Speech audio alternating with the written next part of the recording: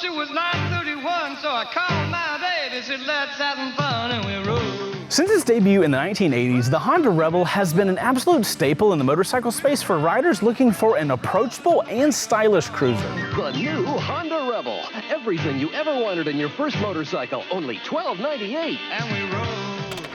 From its early days as a lightweight, approachable motorcycle to the modern lineup that you guys see behind me today, the Honda Rebel has turned into a line of motorcycles that can meet the needs of any rider. So, naturally, in today's video, I've got all the Rebels behind me, and what I'm going to be doing is riding the Rebel 1100, the Rebel 500, and the Rebel 300 to find out which of those bikes is right for you. Now, as you guys might have been able to tell, I don't have all the 2024 models behind me, unfortunately, but Honda being Honda, there hasn't been massive changes with this lineup, so I think this video is still going to make sense even if you're looking for a 2024 model. So, I'm tired of standing in front of a camera. Let's jump on the Rebel 300 and we'll save that big boy for last.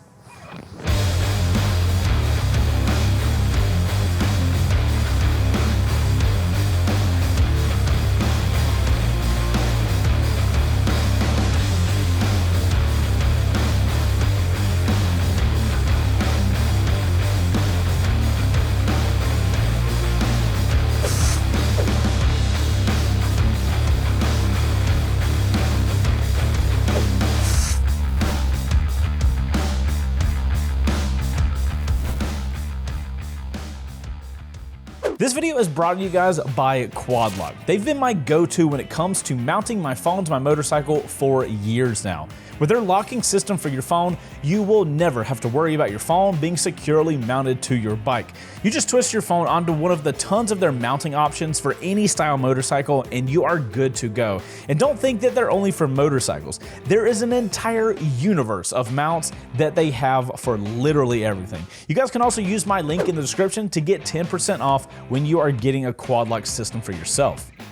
So guys, here we have the Rebel 300, which is the entry point to the Rebel lineup and is perfect for guys getting into motorcycling. It's lightweight, easy to handle, and has just enough power to give riders a sense of cruising without being too much and being overwhelming. So the Rebel 300's single-cylinder engine is going to be good for about 27 horsepower, which is going to be totally ample for city riding and a little bit of lightweight highway cruising. One of the cool things about the Rebel 300 is how low the seat height is at 27 inches, which is going to allow you to feel really confident while riding this motorcycle around, especially given its lightweight. Now guys, the Rebel 300 is a fantastic choice for entry-level riders, but it's really important to know how this thing feels on the road. So let's get this thing outside and go for a ride and see what it's actually capable of.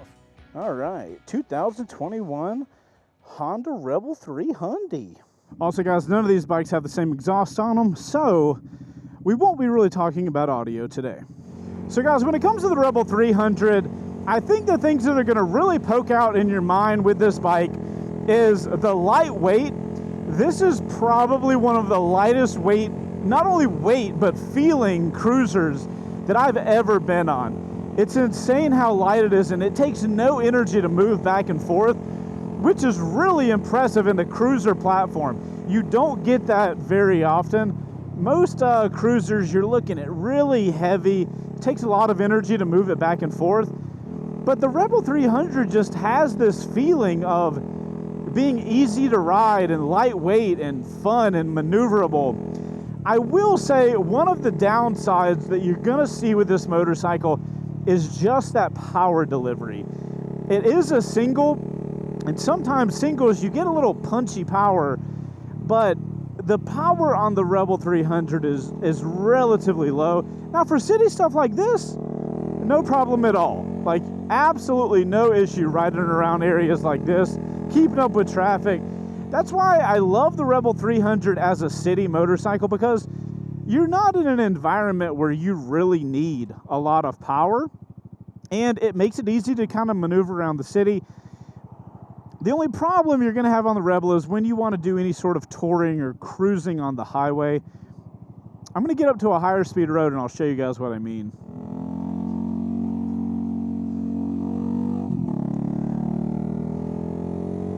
That's where you're wanting a little power from the Rebel 300, and it's just not really laying it down. Now, you guys keep in mind, I'm an experienced rider. I know how to ride, so I'm able to handle power. That's one of the things you guys got to consider when you're looking for a bike, especially your first bike. Having a motorcycle that's not going to really bite you if you mess up your clutch release or something like that is actually a really good thing on a bike. And that's why I really like the Rebel 300 for being that beginner motorcycle area, because it doesn't have a ton of power. It's not going to bite you if you mess up. And that's a really big pro for a motorcycle. The maneuverability of this thing, though, this is why you get a lightweight bike. You can maneuver so easily. And with a cruiser, that's kind of rare. Normally, maneuverability is a place that you're going to have to accept that your bike's not going to be great, especially if you're lugging around a big, heavy bike.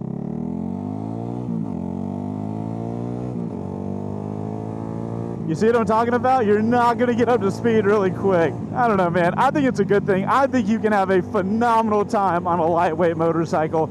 It's all about perspective, man. So many people look at motorcycles, they're like, if it ain't fast, it ain't for me. And I'm like, man, you're just, that's a different style person, a different style of enjoyment of motorcycles. You can totally get a Rebel 300 and just cruise around, have a good time. I'm 5'10". I would say I fit on this bike really well. If I was much taller, my knees might come up a little high. So if you're a taller rider, I might push you towards the 500, but do not sleep on a low CC bike just because it's not powerful. It easily makes up for that in its maneuverability.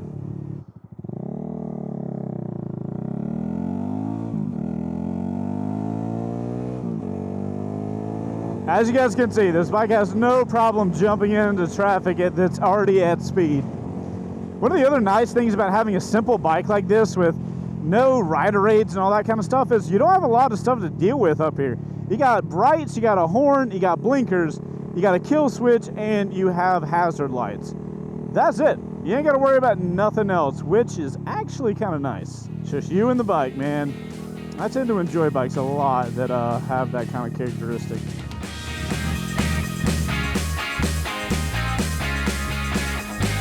Next up, we have the Honda Rebel 500.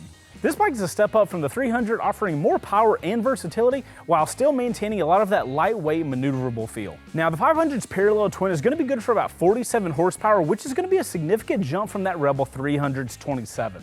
It's still a lightweight and manageable motorcycle, but that extra power jump is going to be really helpful in city riding and especially in highway cruising. So there's only one thing to do. We got to get this thing outside and see how it performs on the road. Alrighty, Rebel 500. Let's do this one.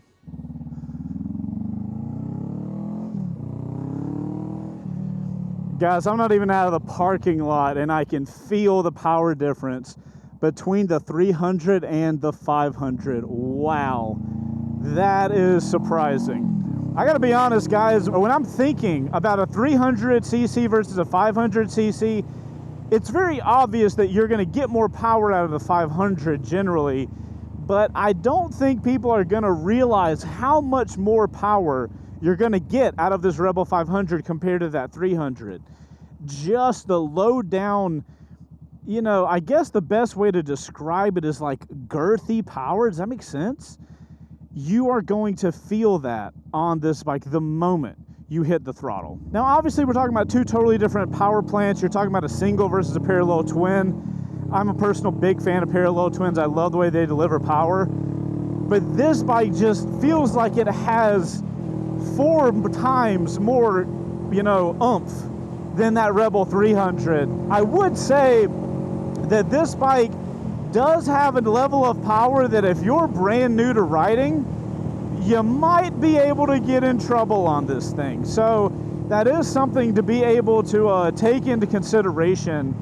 I do think this thing might be a little much for somebody that has zero experience riding.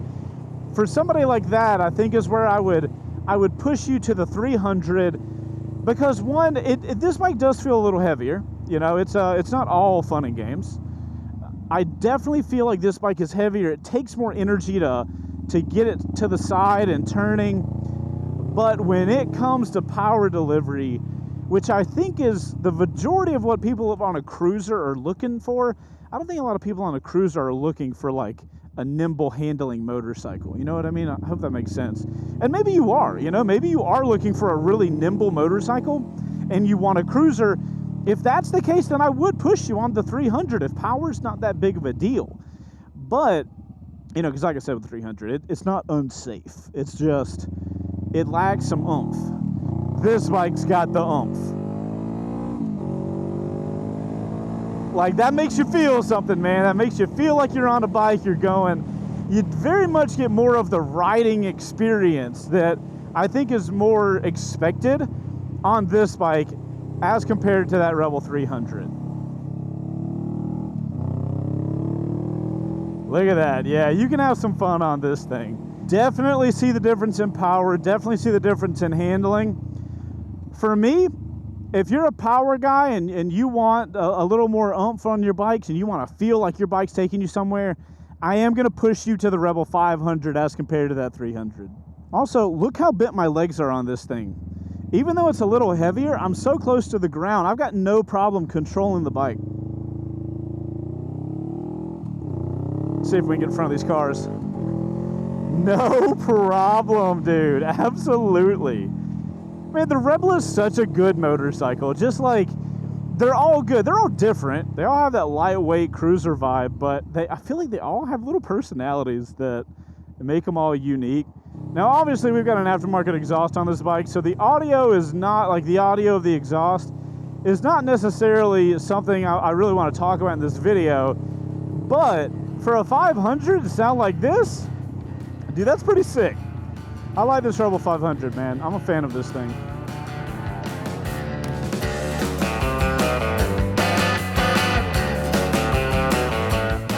And finally, we have the Honda Rebel 1100, which is going to be, quite obviously, the heavyweight of the class, both literally and figuratively. While it carries more weight than all of the other bikes we've been looking at today, it still maintains that lightweight cruiser feel. This bike is made for riders looking for serious power and advanced features. It's offering an impressive 1083cc parallel twin engine that's good for about 86 horsepower. Despite its added weight, the Rebel 1100 remains manageable thanks to its balanced design. It also comes with advanced rider features that the others don't have, like rider modes, traction control, and even a DCT model. Now, we gotta take this thing outside and see how it handles all of that power. This one might be my favorite. All right. Final Rebel, let's see what this is all about.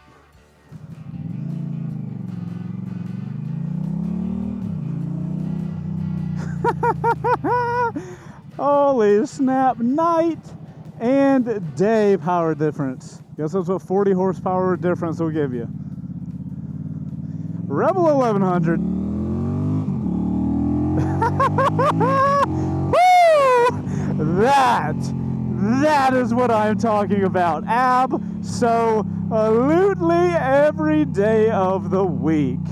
Now guys, if you have a little more experience and you're looking for a cruiser that is gonna get you excited, then this is where you go to. The Rebel 1100, 40 more horsepower than the, almost 40 more horsepower than the 500, that has 20 more horsepower than the 300. This thing also has rider mode, so you're gonna be able to dial this bike in to the style of riding you wanna do on that day. You wake up in the morning, it's a little cold outside, it's a little wet.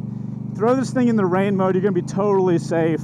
Then on the way home, it's dried up, it's fun, you wanna have a good ride home. You throw this thing into sport mode and you have a great time. That is what you can look forward to on a bike like this. And the power difference is substantial. A whole different class of power if you're gonna ask me. And surprisingly, I would almost rate the Rebel 1100 and the 500 to have almost identical maneuverability, which honestly, I felt like this thing was gonna be a lot heavier than the 500. And from what I'm experiencing right now, it only feels moderately heavier, and I've got bags on it. So, I mean, look at that, yes! I'm gonna get a ticket. I gotta stop. I really gotta stop. It's hard to on a bike like this, but you gotta keep it under control. So guys, other things you're gonna be getting on a bike like this. So obviously you get the bigger power, way more power. It stays just as maneuverable as you're gonna experience on that Rebel 500, but you also get the benefit of the rider aids. You get the benefit of the traction control, the engine brake control. It's a whole nother level of motorcycle, and I think this is such an awesome continuation. You know, if you started riding on the 300, the body position is really not that much different on the 500 as it is the 300 and the 1100. I do feel like I have more room, like a taller rider could do this 1100 a little better than that 300 or the 500, but it's really not that different. If you got used to the body position on one of them, oh my God, that power. I can't stop. If you're used to the body position on one, you can easily just jump onto these other bikes, these other models, and you just get more power. And if you get up to the 1100, you get more fun little rider aids and stuff like that. I don't know, man. For an experienced rider, it is a it's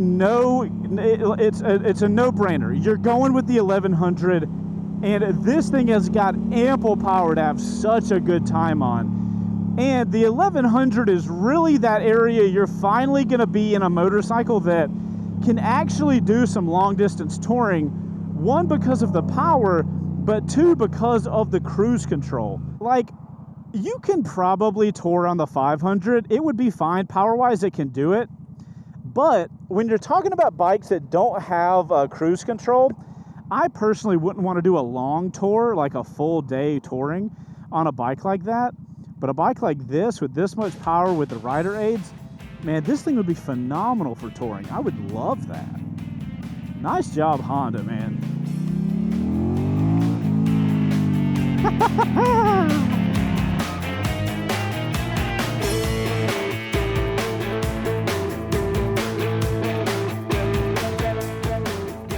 So guys, as you've seen in this video, the right Rebel for you kind of depends on the experience level you have and the style of riding you want to do with it.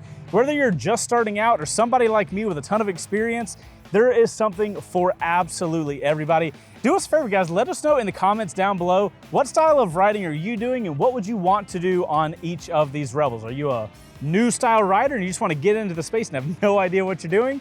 Because I imagine you're going to be over there, and if you're one of us experienced boys, you might want to play around in this area. Anyways, guys, I have been hot on two wheels, and I don't mean that attractively. I mean that by the sun. I will see you guys on the next video. If you made it to this point in the video, you're in the outro crew, put OC in your comment, like the video, and let me know of the Rebels that you're gonna pick. I'm gonna go drink as much water as I can before I pass away in that direction. I will see you guys on the next one. Please ride safe, wear aired out gear, and I will see you later. Goodbye. Also, thank you so much, Wow Motorcycles, the dealership that allowed us to have all of these Rebels, because I don't own any of these Rebels, and I am now uncomfortably close to this camera. Link for Wow in the description below. This is Chase. I'm talking about Rebels, and I've got a 3, I've got a 5, and I've got a 1,000. Which one is best for you? I know. Big, medium, small, audio, high. All right, wing cut.